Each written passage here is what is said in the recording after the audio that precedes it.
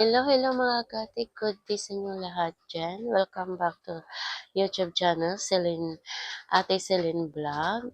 Today's video, kumusta kayong lahat dyan mga kaate? Lalo na sa mga kaate na nasa bahay-bahay. Kumusta na kayo? Sana nasa mabuti kayong kalagayan at gabayan kayo ng Panginoon. At sana mga kaate, wala tayong mga sakit-sakit ngayon kasi mahirap na magkasakit mga kaate sa mahal ng mga bilihin. Saka mga ate, today's video, wala ako masyadong ganap. Hindi ako nagtatahi, hindi ako nagtatabas kasi nauubusan na ako mga panahi, mga kate, yung mga lumang damit ko na ginawa kong short na terno, nauubos na. So, siguro sa susunod ng araw, makakapunta ako ng ukay-ukayan na nagtitinda ng ukay-ukay.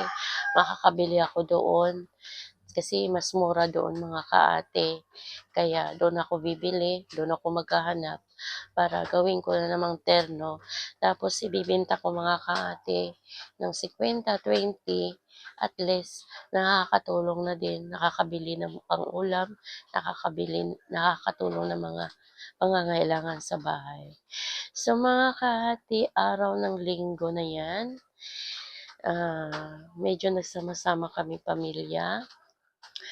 So wala kami masyadong gawin kundi nagluluto na lang ako ng simpleng hapunan at saka tanghalian na simpleng pagsasaluhan namin mag-ama, kaming pamilya. So ayan ate, nagkikisa ako dyan ng sibuyas para iluto ko yung kangkong. Kasi kangkong yung ulam namin. Ayan, simple lang yan mga kaate. Tapos may konting inihaw na baboy, tsaka isda, tsaka talong, tsaka okra.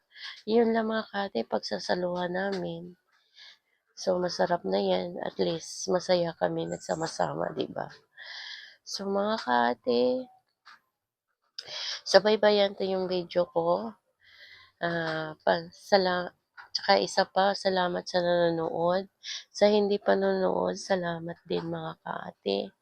Sana paki-support din sa channel ko, paki-subscribe para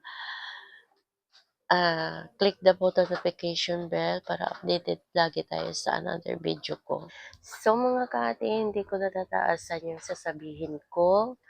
And kayo na pong magpapatuloy sa panonood. And so, ulitin ko, salamat mga kaate, and sana ingat kayo and God bless.